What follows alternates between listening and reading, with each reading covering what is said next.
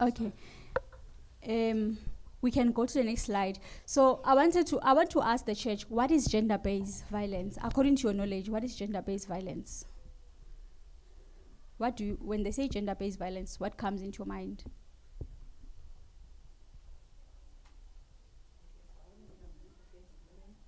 Violence, okay, against women. Okay, yes, ma'am. The opposite gender. Yes, yes. Okay, so yeah, gender-based violence, it's an umbrella word that we use to when there's harmful acts of abuse or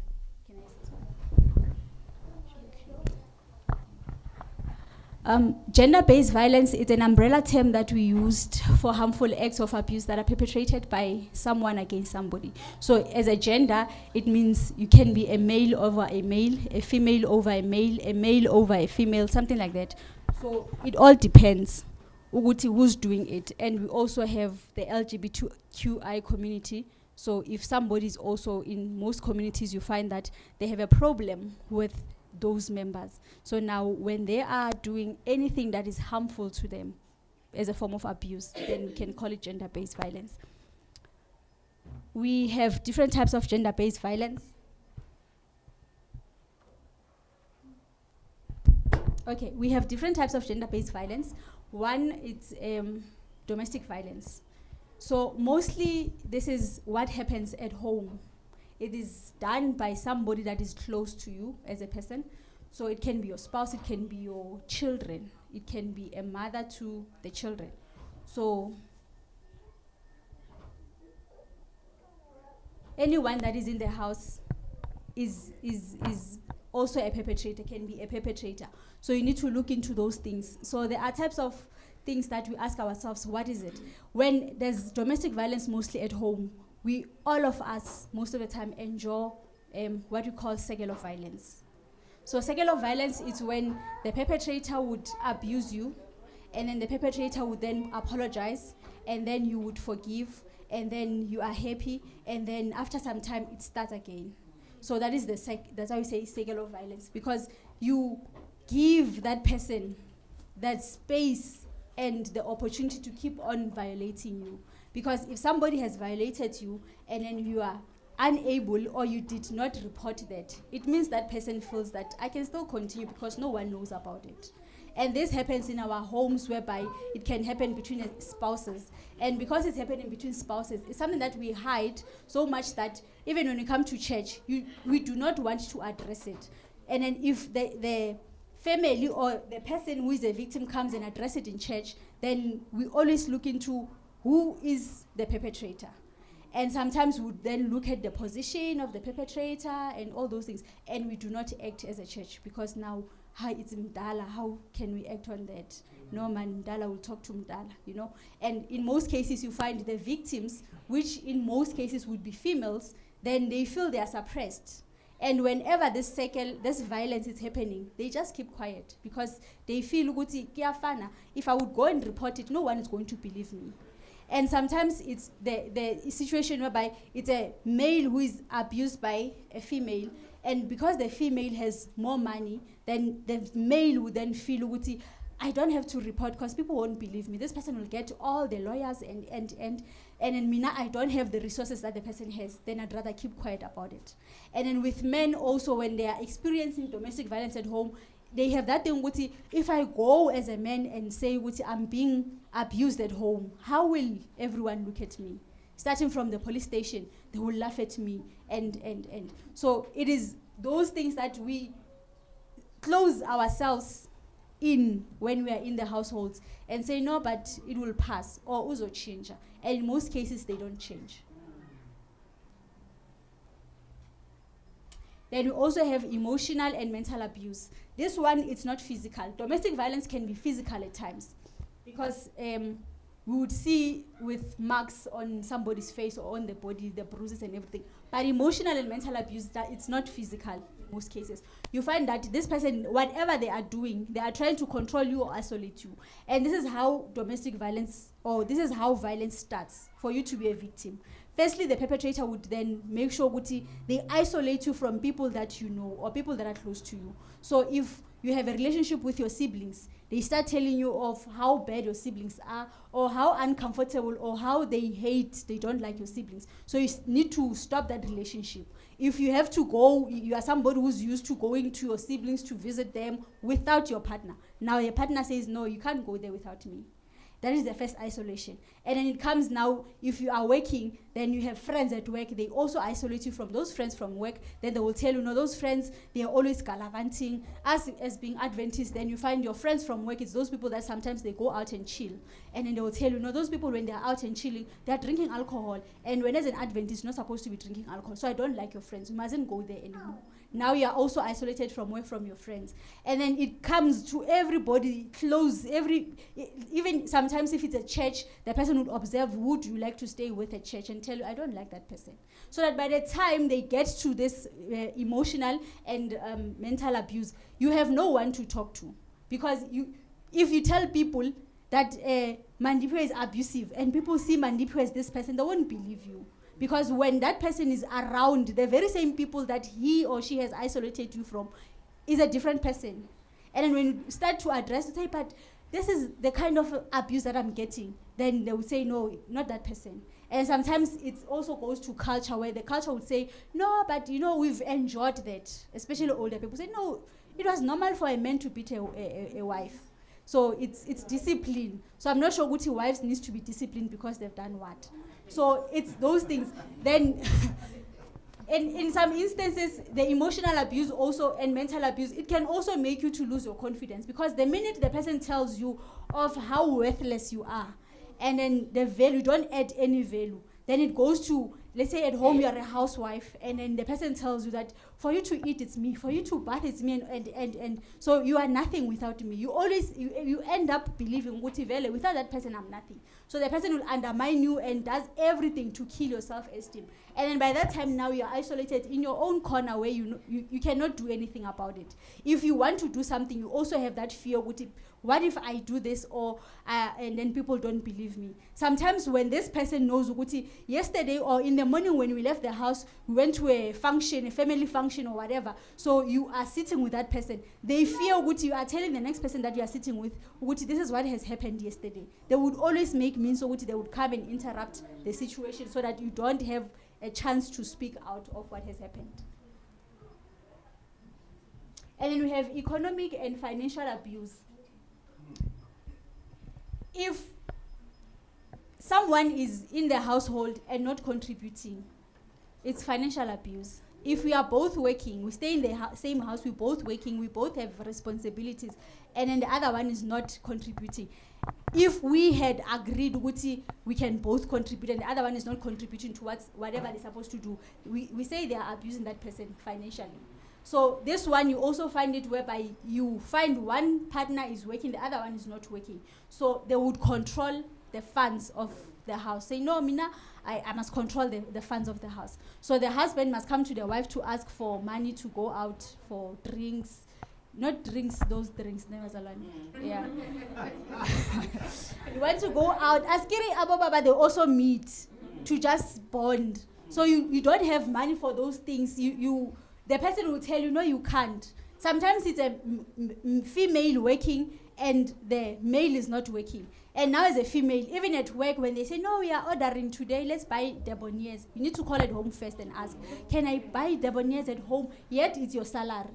And then you don't have access. The other one, now you are a housewife and the husband is the one telling you, you can't eat too much, you're eating too much, controlling everything you eat, how you dress, what you do, and things like that. That is also economic. As long as you are limited in finances. We both have, would have our finances in the household to say we've got 20,000. You bring 10, I bring 10, then we are in the house. But the minute the other one says, no, Mina can only contribute 5. Why 5? Where's the other 5 going? So you are abusing the other partner.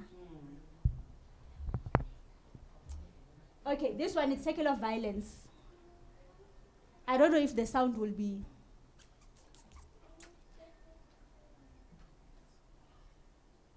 We just need sound. So if you've seen this movie, it teaches us that this is the things that we enjoy. Until you seek help, you'll be a victim. We need sound.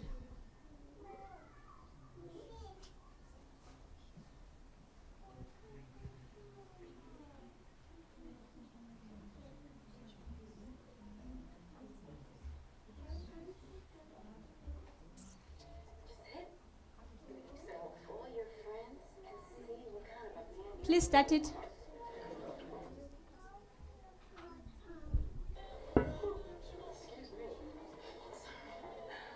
Long night. You want to dance, honey? Mm-hmm. Okay. All right, y'all, excuse us, please.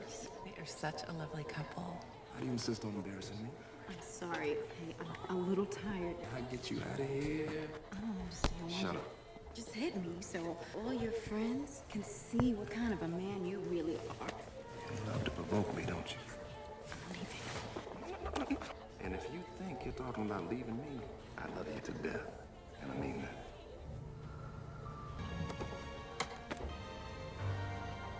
I'm sorry, Lisa. I love you so much, and I'm gonna go to counseling. Just don't leave me. I can't do this anymore. I just said I was sorry. That's not enough. Do you want to leave me? That's the only way you won't leave me. So this is what we mostly enjoy in relationships whereby there is abuse. The person, when we are, like I said, when we are in public, I'm a different person, but when we are behind closed doors, then I'm a different person. And because people do not know the person you are behind closed doors, it becomes difficult for them to believe when the other party says this one is very abusive. So you need to be able to talk about it. So we also have sexual abuse. There is sexual abuse and sexual harassment. So harassment would be when somebody is making comments about you, your body, you look, I wish I can, things like that. Then that is harassment. But abuse, it's when now there's sexual activity.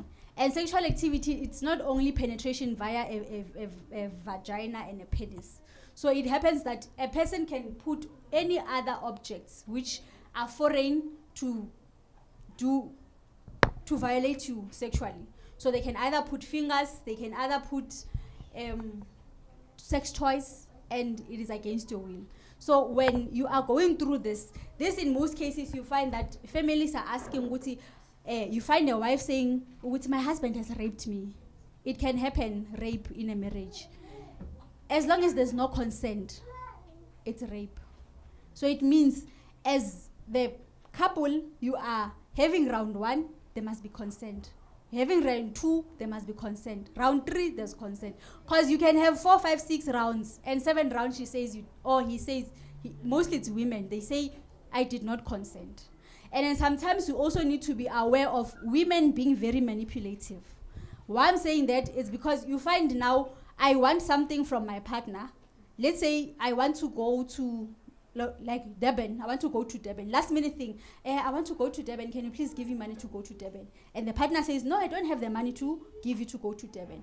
But now when I go to the household accounts, I see there is money there. So why is he saying he doesn't have money? Okay, fine. I'm gonna teach him a lesson. That's what they would say. I'll teach him a lesson. And then now you find you have sex with your wife. There is no consent. And then tomorrow she wakes up and go to the police station and say, no, this person has raped me. But when now there's investigations, because as much as there is rape, there needs to be investigations. That's why even if a person can come after 20 years and say I was raped when I was 5 years, they can still investigate that case. So rape does not rot.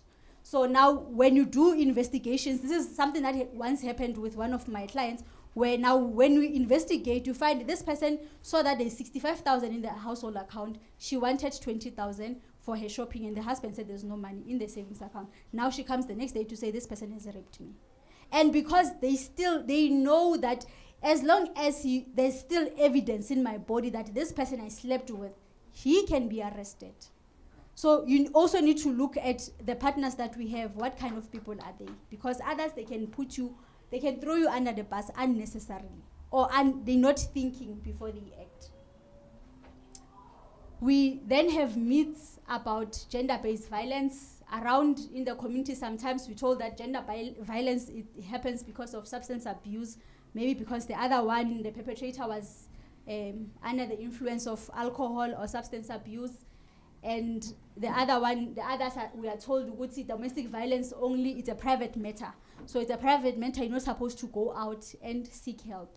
or report the matter. If it's your husband, like I said, sometimes it's a cultural thing. They will say, because your husband, no, this is how I grew up, my child. So your father used to beat me, and it was fine, it was normal. So that's what we find. And then we also told Uguti, this does not need people from outside, and then it is mostly perpetrated by strangers. It can happen, like I said, in the household. People that are violating other people, especially in nowadays, it's not people that we don't know, it's people that we know. Either it's rape, either it's domestic violence, either it's financial abuse. It's people that we know. So we need to be able to differentiate when there is abuse. Like I said, other people can be manipulative. There is a difference between being abused and being, I would say, I don't know, should adults be punished? Something like that. You find the other partner is misusing funds, and the other one decides, no, because when I don't know how to handle funds, then let me handle them. Then we have a budget. This is how we're going to use our funds and things like that. And now the person says, no, I'm being financially abused. So those are the things that we need to know. And victims are helpless. We are told that victims are helpless, but you're only helpless if you do not talk about it. And if you do not talk about it, whatever that you are going through, no one knows what you are going through. So you need to be able to share with somebody, at least one person, so that that person can also tell you. If you're not sure if I am going through, is it abuse or what, go and seek sometimes professional help and ask from the professionals to say, look, at home, this is what I'm going through. Is it abuse or not? It's the same as bullying. Sometimes we are being bullied everywhere, at work, at church, at school. We are being bullied and we're not even sure if it's bullying. We're like, no, it's something that is normal. So before you go and say something has happened, find out from somebody to say, look, this is what is happening. Or you can even Google, but then sometimes Google will give you information that say, no, it's not. But find out from people that knows, am I being abused in this situation? What are the consequences? The consequences for the perpetrator, like I said, if we do not report the perpetrator, that person still has the power to continue doing whatever that they are doing. So until you report the person and say, look, this person is doing this, as a church elder at home, he or she's not an elder. This is what the behavior or the treatment that they are giving to us. So people must know that that person is a perpetrator. And then it also tells, immediately the church knows that I'm a perpetrator. Obviously, I'll be stripped out of powers. Then I don't have to go and brag and be like I'm a perfect person, knowing that at home I'm this person. So you lose your power. And then if you report as well, the person can get arrested. And then currently in South Africa, if there is an issue or a case of domestic violence, if you open a case today, that person, if the person that is having your case, by the end of the day, on that day, that person must be arrested. And what the law has said now is that before you'd find I'm being abused, I go to the police station and then I open a case, and then he knows that I opened a case, and then he comes like, no, I'll give you this money, I'll do this, please go. Then I go as a victim, I tell the police, no, I want to withdraw the case. Right now in South Africa with the domestic violence, you do not withdraw it at the police station anymore. It must go to court.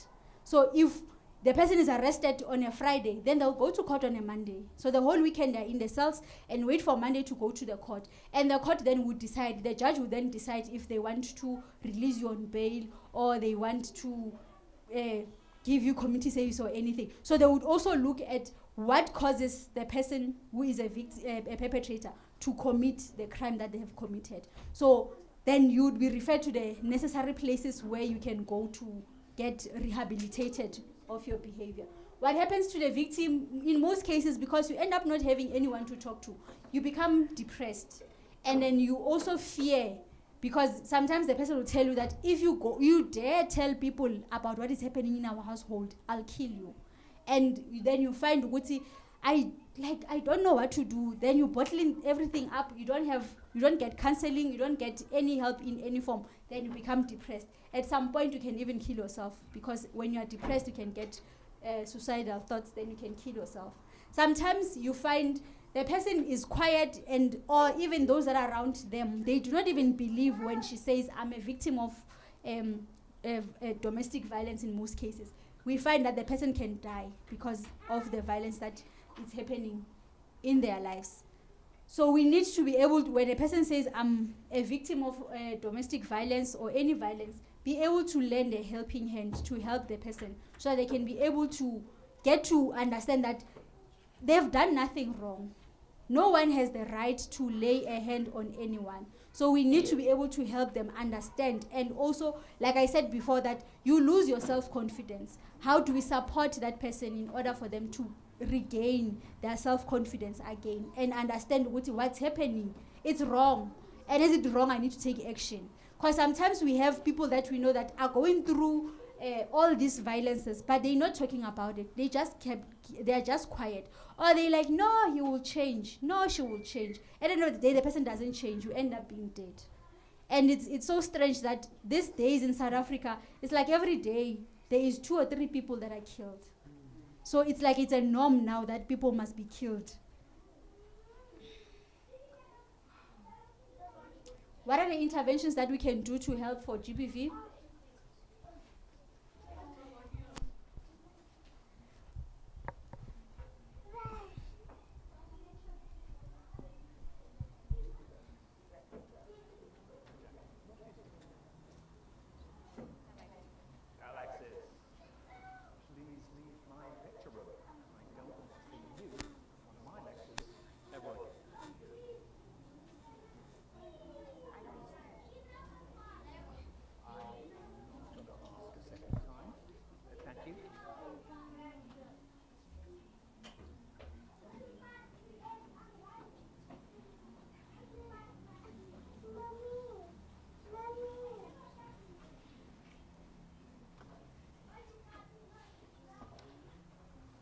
Why are there laws?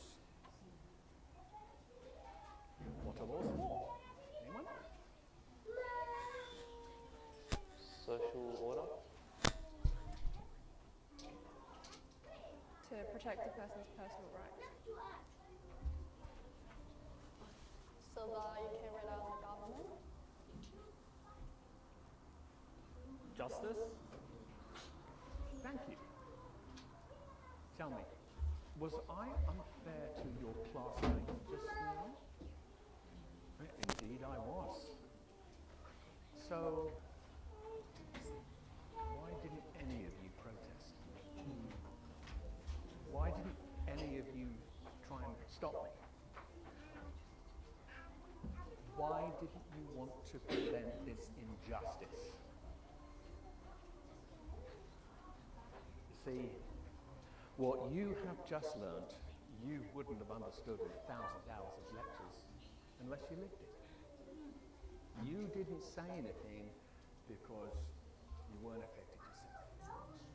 And this attitude speaks against you and against life. You think it doesn't concern you, so it's none of your business. Well, I'm here to say, if you don't help bring about justice, then one day you too may experience injustice, and there will be nobody there to stand before you. Truth and justice lives through us all, and we must fight for it. Because in life and work, I mean, we often live next to each other, but not with each other. We console ourselves that the problems of others are nothing to do with us, none of our business. And we go home glad at night that we're spared, but it's about standing up for each other.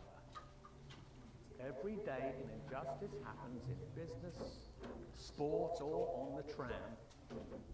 Relying on someone else to take care of it is not good enough. It is our duty to be there for others, to speak up for others when they cannot. I am here to teach you the power of your voice. I want you to learn critical thinking to empower you to stand up for what is right, even if it means going against what everyone else is doing. Let's begin. So this is what happens in most cases. Communities are going through, people in the communities are going through domestic violence. And sometimes it is our neighbors, sometimes it is our friends, but because we do not act and we tend to behave that it is not my problem, we end up having a high rate of femicides, and end up having a lot of people filling our prisons because now they are perpetrators of GBV. So we need to be able to stand as the church and fight for those that do not have the voice to fight for themselves. Like I said, a person would ask ourselves, this person sees this is toxic, this is dangerous. Why are they still there? But because they've been isolated from everywhere and they've been downgraded, and the person has made sure that they crush and kill their self-esteem, that they don't even believe in themselves. Sometimes to a point that a victim would then think, whatever that is happening around them, maybe it's in their mind, it's not happening.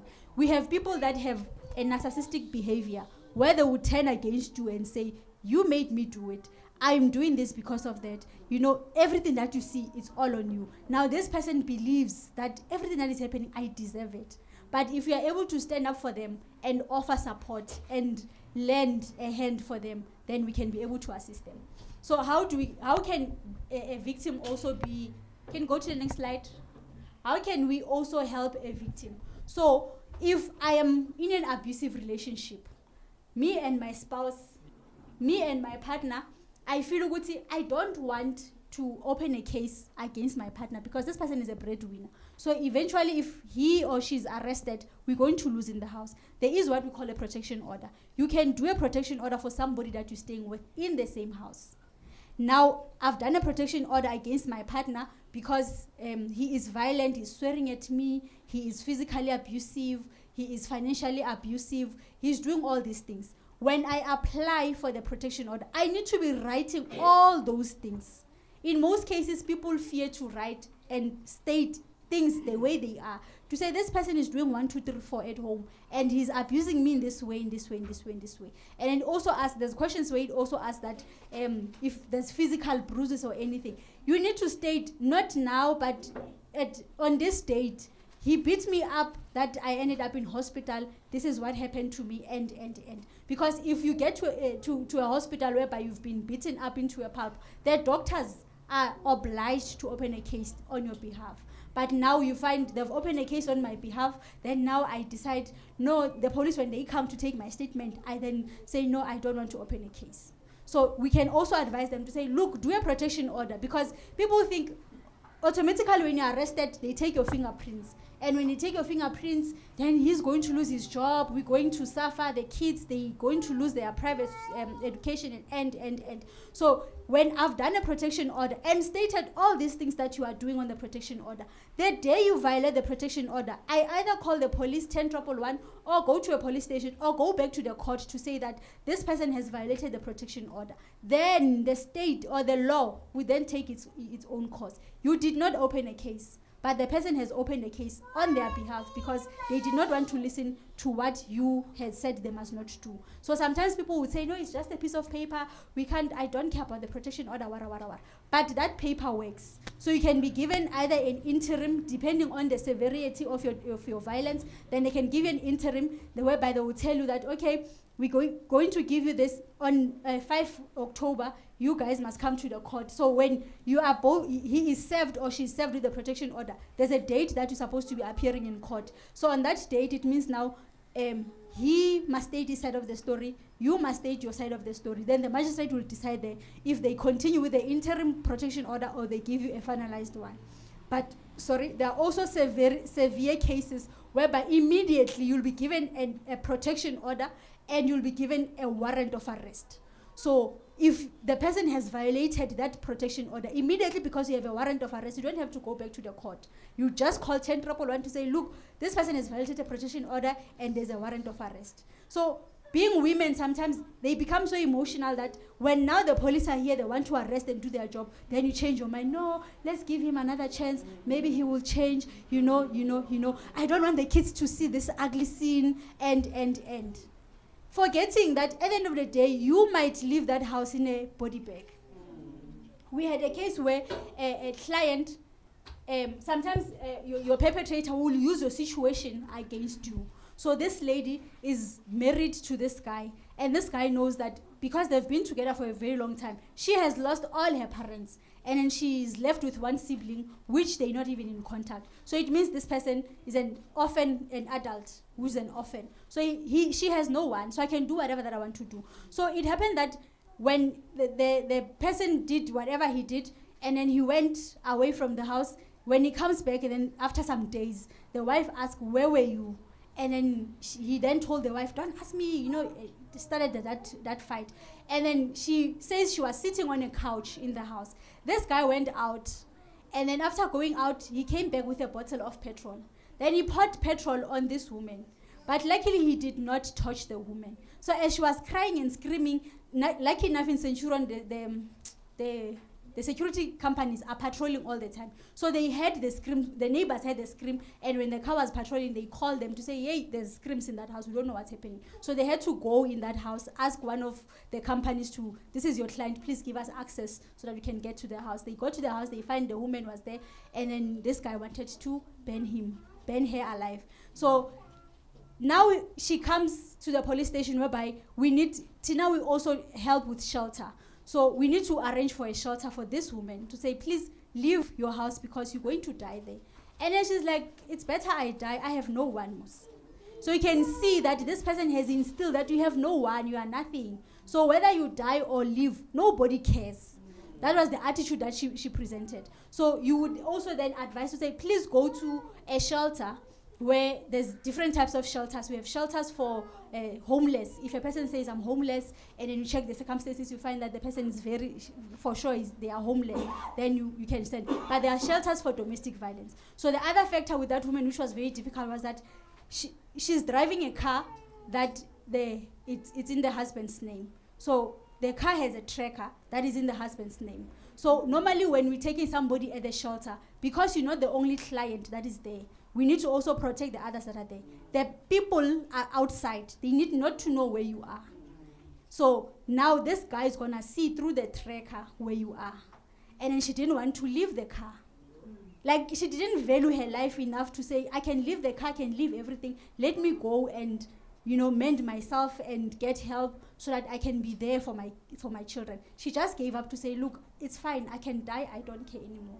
So these are the situations that some people, they go through, and we don't understand the severity of the problem. And we'll be like, no, but this person, how can you just be like that? So the hate and the abuse has been happening for a very long time, that they see it as a normal thing. So we can do community empowerment and awareness. We can refer them to counseling and offer psychosocial support for the victims. And then sometimes I feel, as much as we're focusing on the victims, we also need to focus on the perpetrator, because there is no one who's born to be an abuser. So we need to find ways on how do we mend the bridge that was broken somewhere. So how do we help this perpetrator to understand their actions and become better people, become a better person in the society? So we need to be currently we don't have more programs on that. More programs, there is a program for men where, because it's always saying gender-based, it's female, female, female. So now they're also giving the same program to men. But for you as a perpetrator, there is not really a program like that. And then the government must also improve on their laws and their policies, because it mostly favors females than it favors men. So if a man comes to a police station and say, my partner has raped me, in most cases, they're not taken serious. And then they will ask, but why, Unlike when the woman comes and say, I've been raped, the questioning is different as to how they rape men.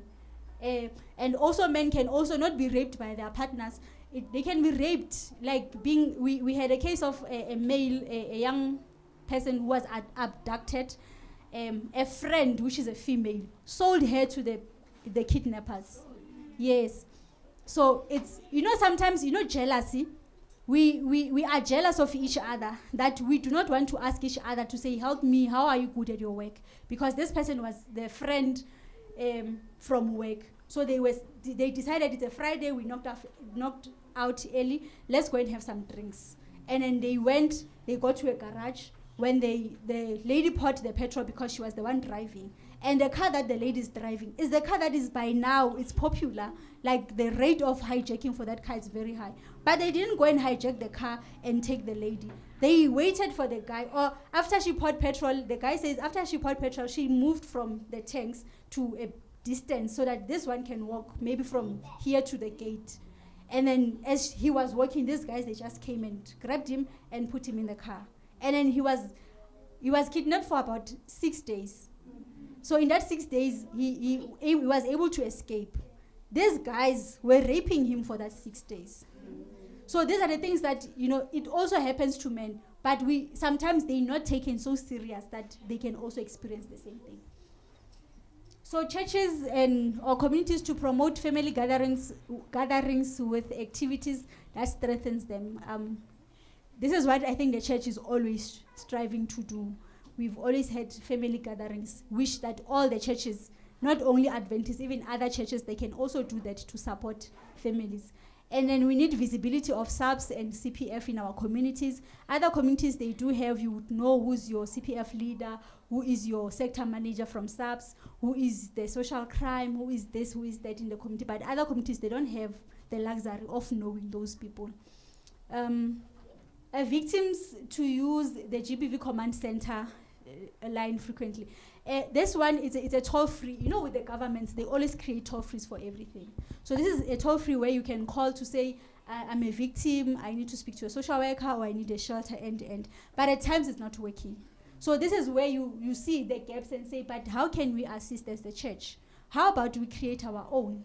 Have our own app as the church, where in the app would put for children, if there's child abuse, for adults, if there's domestic violence, if I need counseling, if I need this, if I need that, then the person can just, like the panic button that we have for the Gauteng, there's a Gauteng e-panic button.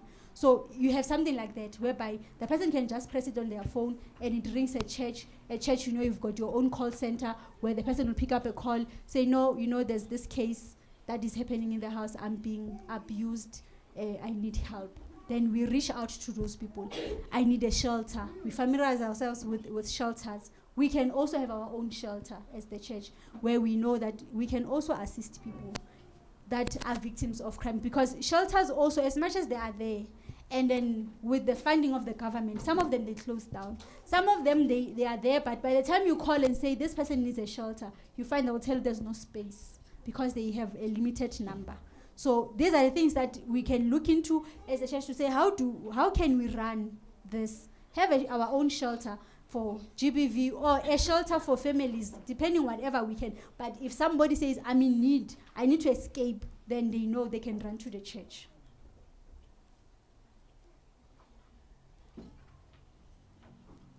The last slide.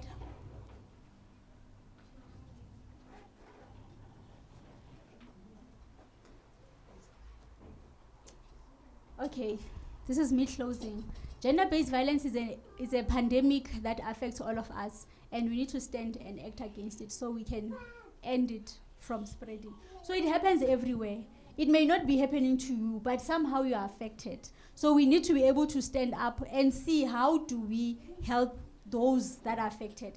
And sometimes I think because with the government, they would then say they issue out a national instruction.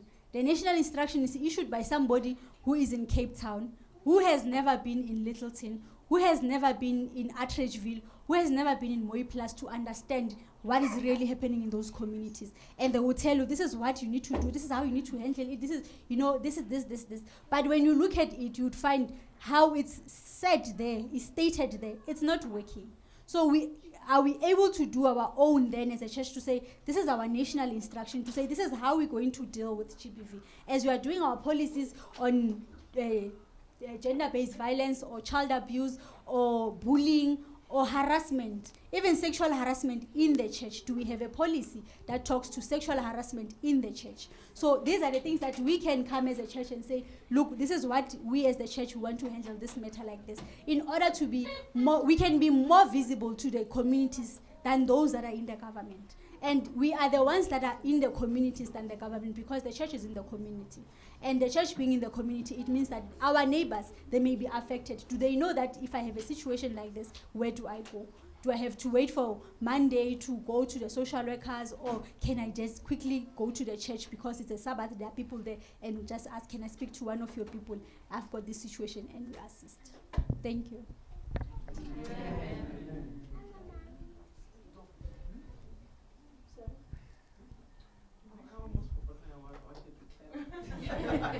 Do we have any input?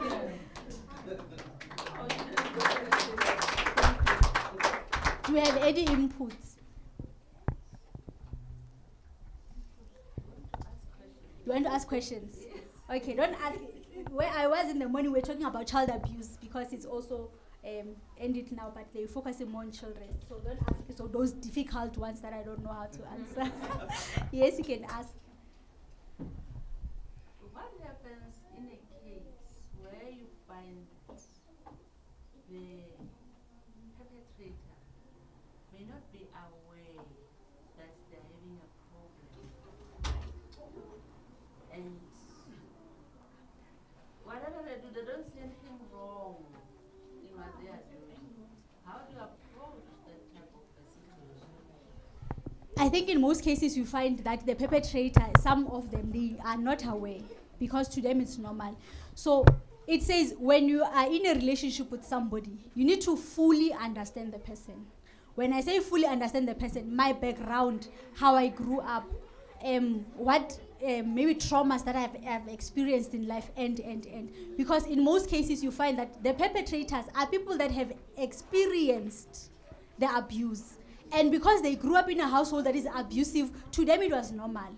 Me being abusive towards you, I don't see a problem. This is how I grew up. It was normal. So why are you saying it's a problem? So luckily, because with the churches we've got counseling, that's why now you can motivate or try and talk to this person to say, can you please go for counseling, speak to somebody else? Because whenever I'm saying that you are abusive, you think maybe I'm insulting you or I'm against you. Let's get somebody neutral to come and tell if are you really abusive or I'm the one who's abusive. Because sometimes the person will then turn things against to you and say, you are the one who's abusive, you're always doing 1, 2, 3, 4. So it is very vital to know the background of the person, to say, this person grew up in this and this and this. Because also financial abuse, it's not like other people are abusing others. Mina, I feel uguti, kidingame. And being you grew up in a household whereby, the father will tell you, money must always be in a pocket. You must make sure you have plenty. So they don't want to take it out and use it in a right way. Not that for them, they don't see that. So until you find ways, until that person finds help, there's different ways that you can help. You can see, how do I maybe get motivational speakers, take them to seminars, and so that it can open their mind to say that, it's not like you're abusive. When imali, you don't want imali. So those are the things that we also need to deal with. Are you answered? The role of the church, I think that's where the church can come in to also assist. Because I'm imagining a situation where I'm brought up, my upbringing is like, the men of the house keeps everything in their pocket, right?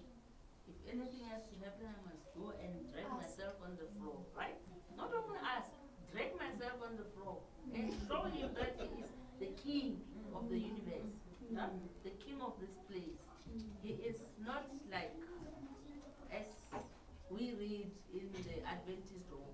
Yes. Remember, we have the Adventist home, we have the practical aspect of what should happen in a home, right? And then, it feels in their culture, you have to drag yourself to get anything to happen in the house.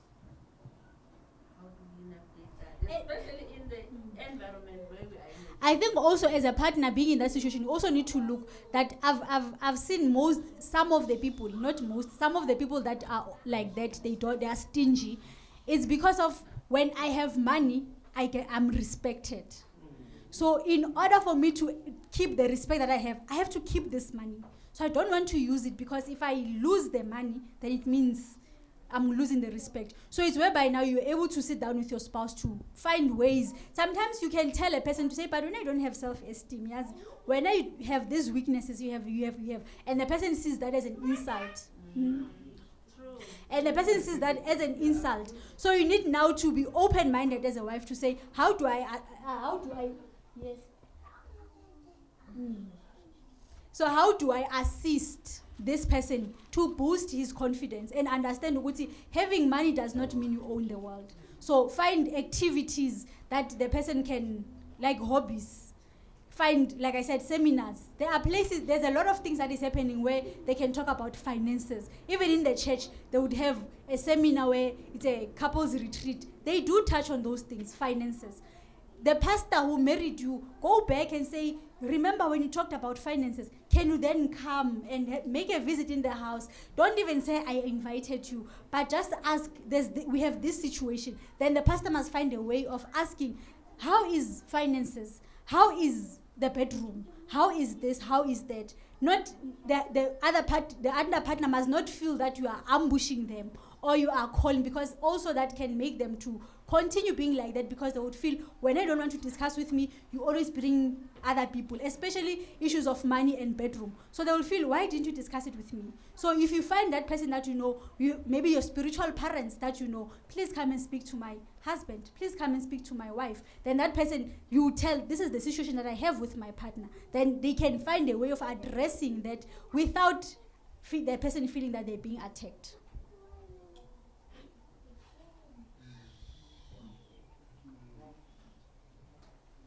Are we fine? We can close. Okay. I just want to ask one question, where we can draw the line between culture and abuse. In African, I'm not sure about here, but in other parts of the world, when you are getting married, they even tell you go and persevere. You don't just run, you come home. Now you are married, you know, things like that. So now you go there knowing that they told you must persevere, whether you are being pinched or whatever is happening, I was told to persevere. And it's catch. Where do we draw that? And then you still go back to your same parents and tell them, this is what I'm experiencing. They say, no, begezela, you know. So unfortunately now, we are living in a world of gender-based violence, where you need to also as yourself assess where you are. Where you need to assess where you are as a person. So something that makes you cry or something that pains your heart, I would say it's not normal. So you would know there's no happiness there. So the minute you, because when you get married, they will even tell you, don't ask the husband for the pay slip. Don't ask. And then now you are at home, I'm a mother, I'm a wife, and then maybe I'm earning more than the husband. And now you feel like he's dragging you down because you have to carry the household, simply because you don't even know how much the person is earning. So you need to also now draw a line for yourself to say, these are the boundaries that I set, the principles that I set for myself. So if 1, 2, 3, 4 it's not happening, it means I'm not going to abide by that. And then, unfortunately, older people, to them, abuse was normal. Because those begezela, those, you know, persevere. Today it was abuse, but to them it was normal. So today, being in that situation, you'll end up dying. Because you begezela an unfaithful husband. The minute when you become unfaithful as a woman, he kills you. So those are the things that you need to set your own boundaries. I think when you go through couples counseling, there's a lot that you unpack there. So from there, sometimes I think we don't go back and say, this was the session. Now what is it? What are your boundaries? Where are my boundaries? And things like that. And then now we grow up in that household that your parents were bekezeling. Now you are bekezeling. Now your children must also bekezela. Because to them they see this is a normal thing. Sometimes we need to break the cycle. We need to break the cycle and be able to do things that are for us and things that are making us happy. Today, you need to make sure that your happiness comes first. Because your mental state, if you're not mentally stable, you're going to either harm yourself or harm those that are around you. So you need to make sure that my relationship where I am, the household I'm in, mentally it serves me right, not in a negative way. Yeah, I want to add Noted, please. When you read the Bible, it says, times of ignorance, God has winked at, right? And then it goes on to say, it's time for people to wake up and think. So, in our granny's times, right, the knowledge that they had allowed them to be gezela. And now, we have become enlightened to realize that this language is not tolerable, okay? It may have been tolerable with my grandmother, and maybe my mother, but with us, there is so much information, we know what is right, we know what is wrong. So we need them to be able to stand up For ourselves. And know that being submissive as a wife, it's not a punishment. And should not make you feel like it's an extra job that I need to do. It should come naturally. Because if the other person is serving you right, you'll be able to serve the person right. But sometimes you become, the person would say you are toxic because you are giving them the toxicity that they are giving back to you. It's like respect. It's end. You don't just get it. So I need to respect you in order for you to respect me as well. Muruti? Noted. Yeah, what if this abuse Benefits? In what way? benefit you? You are two individuals, isn't it? Yes. And some person can see that you are being abused. And if he tries to sort it out, you say, no, I'm okay. Because you are getting some benefits out of this person. So you don't want to report the abuse. Abuse, Muruti, can never be a good benefit. Whatever benefit you'll get, it will never be good. You see, I'm so benefit. Like the card, that Mm. card. Yes. You want to answer? Yeah. Okay. If you think abuse, then you need psychotherapy.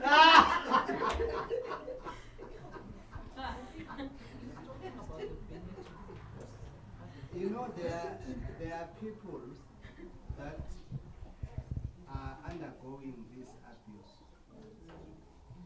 but they don't want it sorted out because they are getting certain things that benefits them from this person who is an abuser. Which is now they're in a cycle Yes. of this abuse. Yes. Because you, in a way, if I were to report it, I'm losing the benefits. Exactly. But then the minute you start thinking that abuse is normal, it means now mentally you're not normal. And then you need help. Because there's nothing good about being abused. Noted. Ndate Mashitisho? Noted. Yeah, just thank you very much for this presentation. Yes, after some challenges, you see this teaching is quite very good, and as you know, it has been done many times, more particularly in the church environment, but it's never practical. It's rarely, let me say, it's rarely practical, because there are 4 areas I just want to comment, just quick. Number one, mostly the women, they are having what we call academic abuse. That's right. They keep you in the house. They deny you to go to school. Because when you go to school, you're going to be extra knowledge, and therefore you'll be enlightened. So it's better we keep you ignorant and keep you in the house. And then you will remain baking forever. When you go to a meeting like this, where you have to enlighten us, I would be denied to come and listen because I would be too clever. Now knowledge becomes a challenge, then it becomes academically denied information. The second one is more economic, as you mentioned. That's right. Economic, most academic one is quite a tough one. wife is trying to study, they switch off the lights. They say you are wasting electricity. and it will remain very ignorant forever. And then they use the same what you are saying, culture. Don't worry, I'll support you. What do you need? I can give you whatever you need. If you want to a nice hairstyle, no problem. I can call the people to come to the house. To come and fix. I will pay you anyway. That's right. They do anything for you until you are mentally down completely. And then the other one is financial, where I'll give you whatever you need, so that you don't even see a need to work. Yeah, it's not necessary to work. Why do you have to work? And others you mentioned, sexual abuse, emotion, and so on. But the question is, sorry, Pastor, to mention this. The pastors are there. They are afraid to even to come closer. The church leaders are there. They are afraid to come closer and say what's going on. And then the deacons, if they visit you. What you want here, what have I done? That's right. And then everything is all negative rather than positive. So I'm just asking, what can be done? It's quite a very difficult, mostly for women, it's very tough. It's quite very, I'm telling you, the church is, not here, I'm just generally in the church. It is so tough. I mean, we've got very nice lessons. The lessons are very nice. That's why I was saying that as the church, we need to be proactive. So there is Alcohol Anonymous, Asker, which is a support group. It says Alcohol Anonymous, meaning anonymous, it's me. Me meeting you and we don't know each other. We have that support group where we assist each other. So these are the things that we can look into. Why not we open a support group? In schools, what they do is they would send a letter, or they will send a letter at home to say that there's a social worker at school or there's a psychologist at school that deals with 1, 2, 3, 4. Then maybe academics, peer pressure, and so we need, if your child has any of lack in this, can they then be referred to the social worker? This is something that we can also do as the church, to say we have 1, 2, 3, 4 that we've identified, like your let's say men feeling suppressed. And then we have women that feel that men are using power over them. How do we then make these two work? So we have that group whereby I would enroll on women, and then men will enroll on men. Then we have those sessions where we are able to talk about this, so that when you go back home, sometimes we end up staying or being in a relationship or being in a situation whereby we feel powerless, because we always pour out of our cups, but we never fill in on our cups. So as a man that is in the house not being educated, the woman is educated, or you are educated, but now she's got a PhD, you just have something less, maybe a degree, and now she feels she uses her power over you, and the money is also that. And then now when she's speaking, the problem is with perpetrators, when they talk or when they command, their approach and everything, they're always bold and command. So it's very difficult for us or for anyone to see that she's an abuser. And when you come as a spouse to say, but this is an abuser, it's very difficult for us to back you up to say, but yeah, she is an abuser. So those are the things that we can do. Start informal support groups where we can check the issues that we have. What is it that affects men? What is it that affects women? How do we bridge the gaps there? And then let's have those support groups. Eventually, we can have a support group for men, a support group for females. Then at the end of the day, we say, let's then put them together. Let's have a dialogue, like a debate, but a dialogue, not a debate, where the women would say, Tina, we had 1, 2, 3, 4 sessions where we're addressing 1, 2, 3, 4. And men would say we have 1, 2, 3, 4 that we've addressed. So how do we now take the women and the men and the issues that we've addressed and make them work for us so that we don't no longer going to have these problems, but solutions? Yes, ma'am. Maybe just to add or maybe to expand, you know, the ideas are quite good. And, yeah, but maybe putting them in practice is something else. The other thing is that when such presentations are made, the thing is when I'm sitting here, I'm not listening to what my challenge is. I'm saying, Yeah. it's for him. Yes. So at the end of the day, I don't learn anything because I'm saying, hey, did you hear that? You see, so I don't look at myself as Look at somebody else. yes, somebody else saying, yeah, that one was for you. So I'm busy as you are talking, I'm busy shoveling to someone else and not gaining anything. That's one. Number two, It's very true.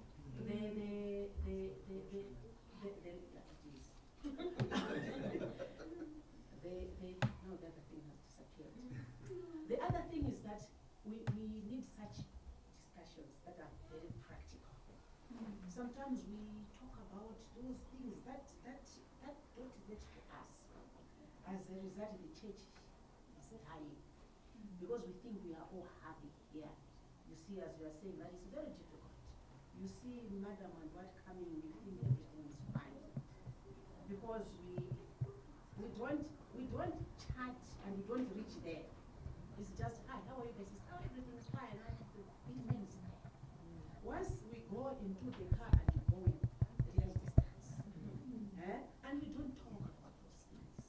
Sometimes we just see, you can see something, you know, somebody say, this sister has changed. But you cannot pinpoint to say, what is it?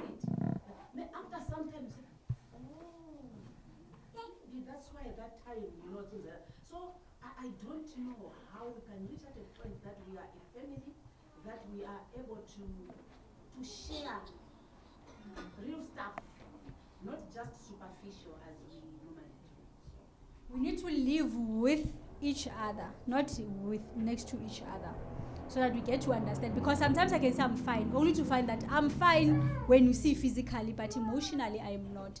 And I need you to actually ask me in a way that is going to make me open up to say, but I'm not all right. And this is what I'm going through. Because every Sabbath is greeting, hi, how are you? We hug each other and we think, no, everything is fine. But you are able to pick up that Mandipu is not all right. Something is not right. She has changed. You had a hand up. Yeah, really. Noted. It's connected to hers in that the concern is what really is the role of the church in all this.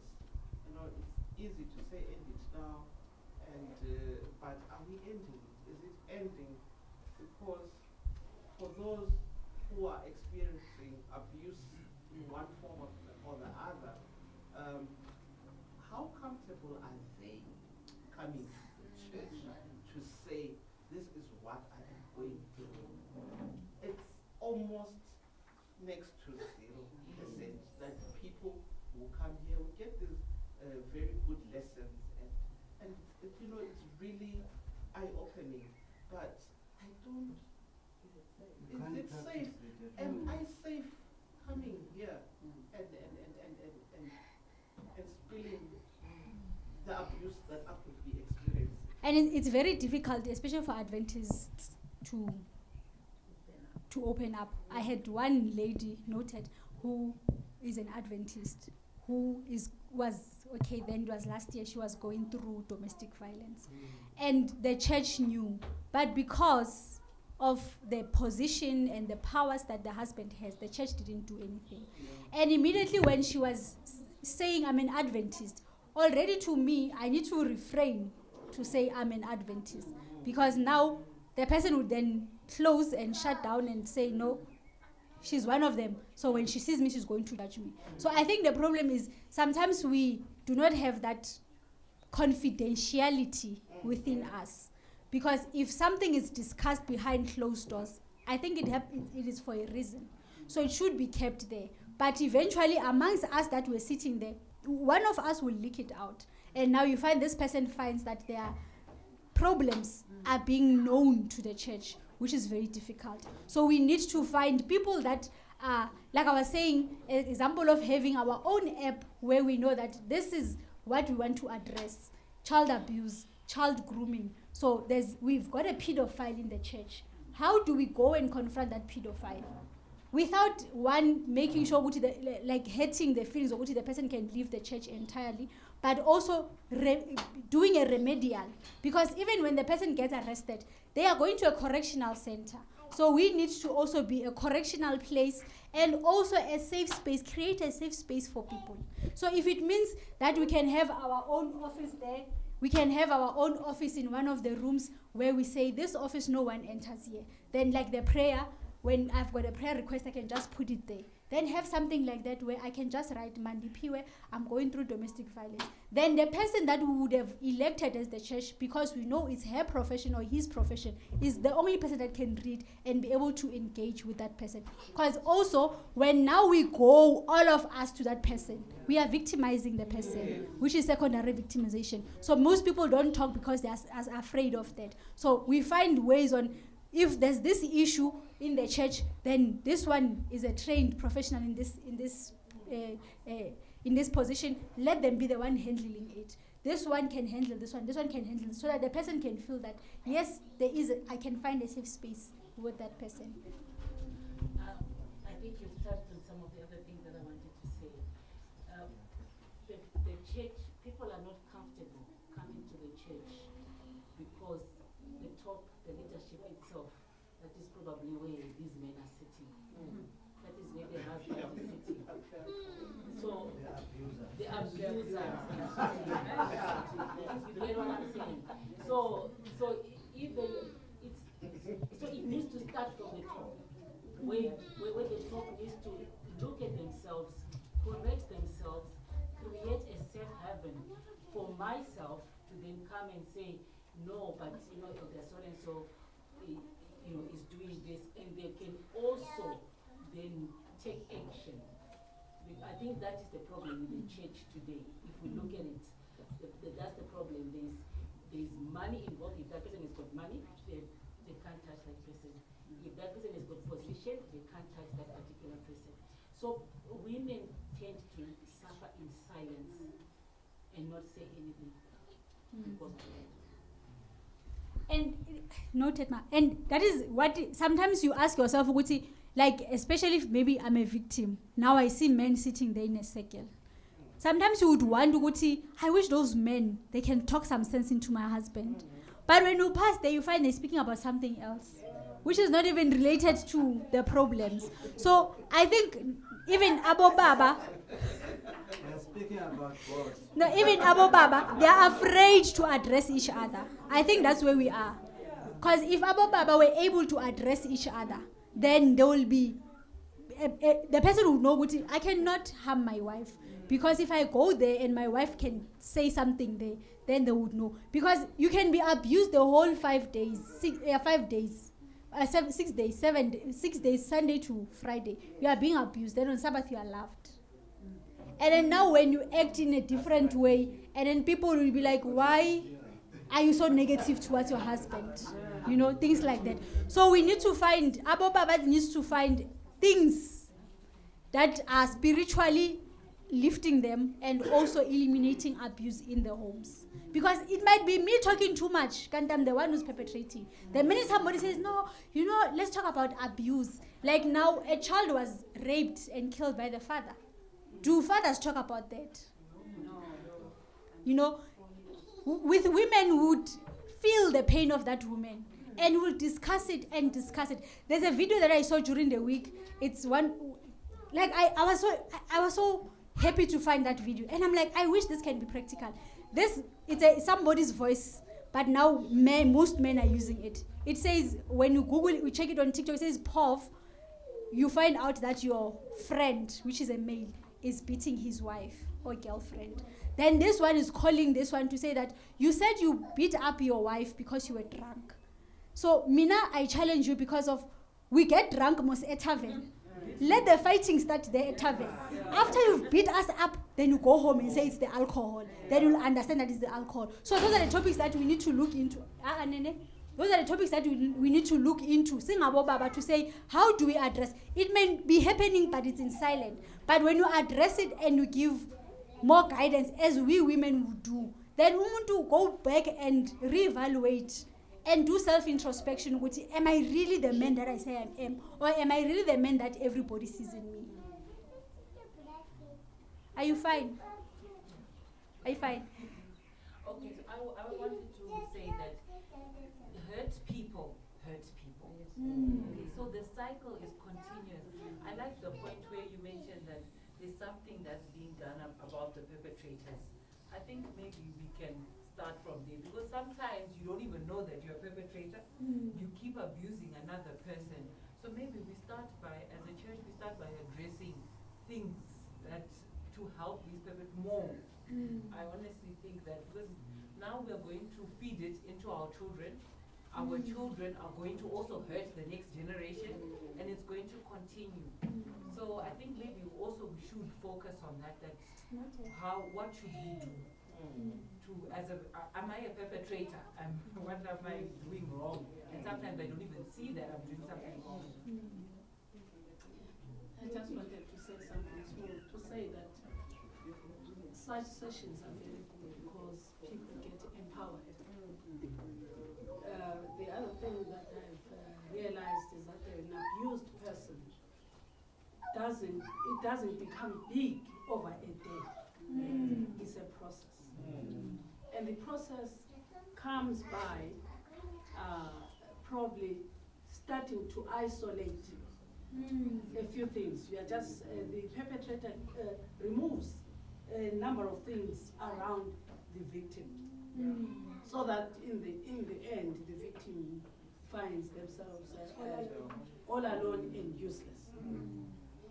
And I feel the empowerment also among us as women. We may need to self-empower on certain things. Because it's very difficult for a person who's being victimized. It looks like there's a certain button or a switch that we have to press until this person realizes, things are wrong here. Because it will start by me not doing much or contributing much in this home. I must have responsibilities that I do and do perfectly. And I improve on them so that should anything happen to this person who is next to me, I'm able to carry on with the family and go on and stand as a family. It's no use being what should I say, a parcel in the home.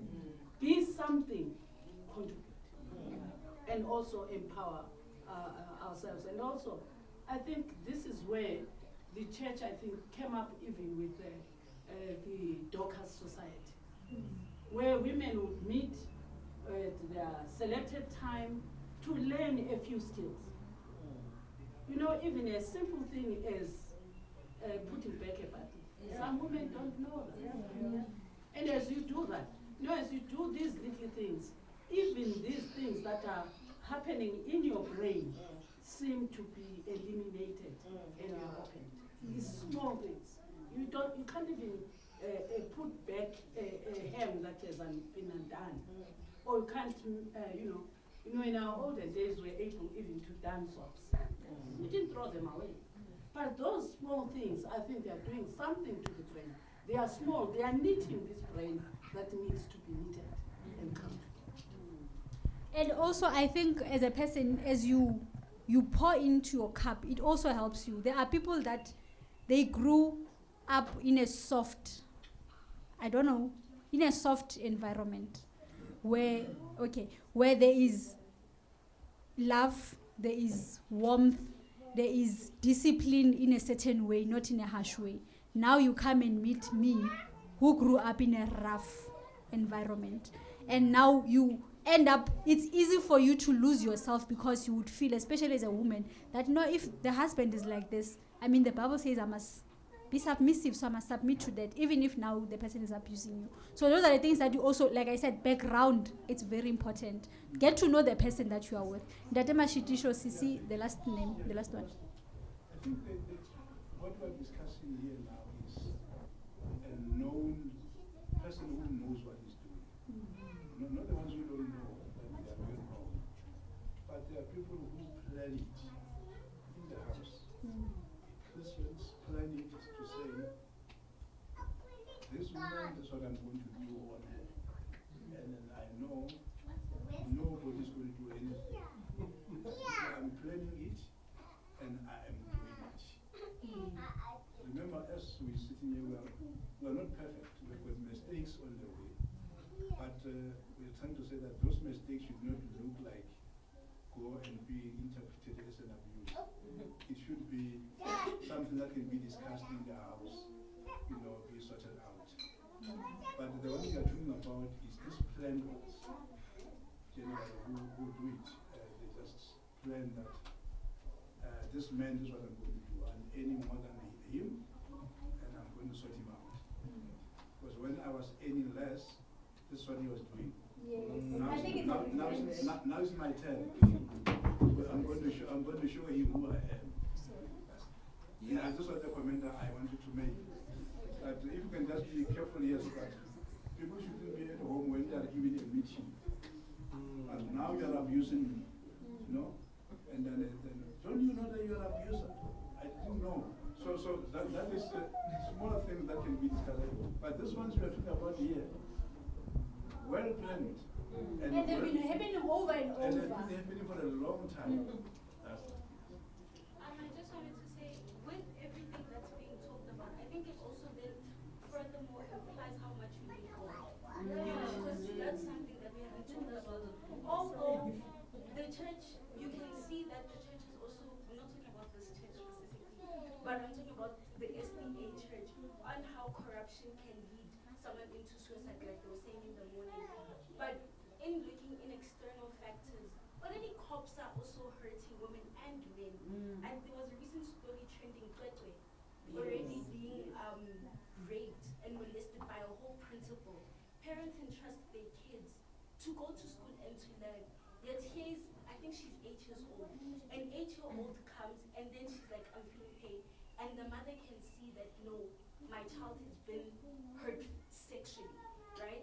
And I feel like with perpetrators like that, I don't know, it's all mine, like, Babo baby, as she said, hurt people. And not only to schools, but as we're talking about relationships, it goes beyond relationships. It's the police that we entrust to keep us safe. They hurt people. It's the schools that we trust kids with. The teachers hurt people. It's hospitals where there was a patient who went to go get dental surgery. And a few months later, she found out not only was she raped, but she was also now pregnant with her perpetrator's child, or with her rapist's child. Then within that, it then implies that not only do you then report, but you also then have to pray that God gives you the strength and the right people around you, or surround yourself, Ellen G. White mentions that the circle of people that you have are very important, because, you see my friends, you're going to see my future. That's how the saying goes.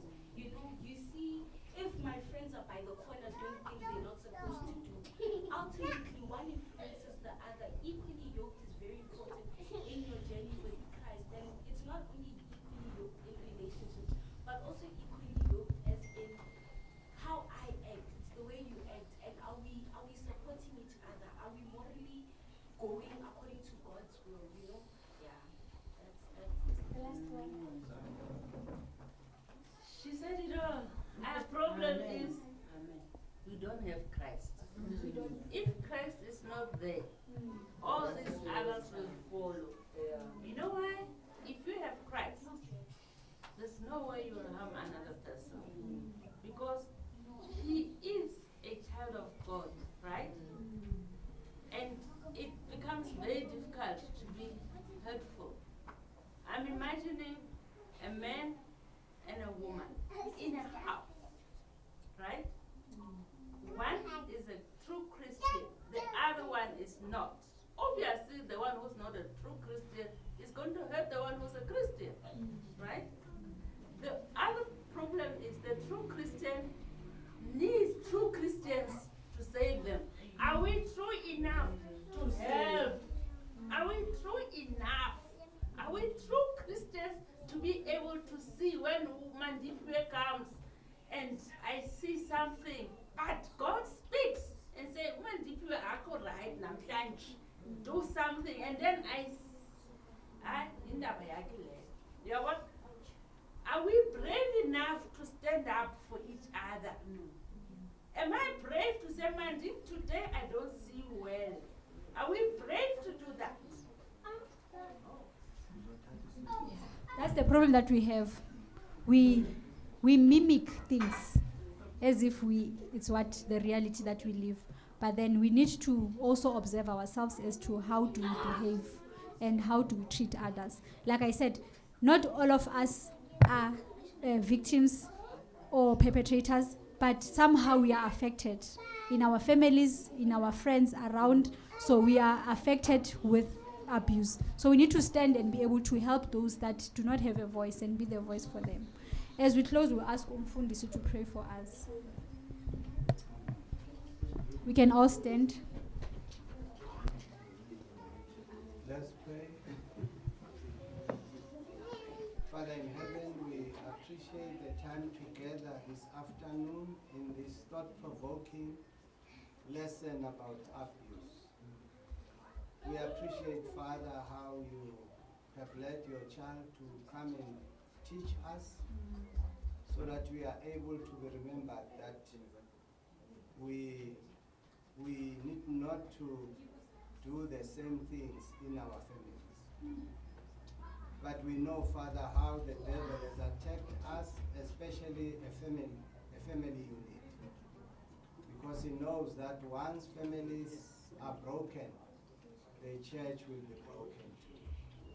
But we pray, Father, for your intervention in ways that we cannot even interpret. That the Holy Spirit could take over in our lives and assist those that are being abused in the process. So that, Father, we find ourselves happy because you want us to enjoy life before we even enter the kingdom. Forgive us, Father, if we have found ourselves being perpetrators of this evil. Forgive us. And to those that do not even know that they are perpetrators, we pray for your Spirit, so that, Father, we can know what to do at the right time in this short life for our spouses, our friends, our relatives. Bless us and keep us strong in your word. In Jesus, amen. Amen.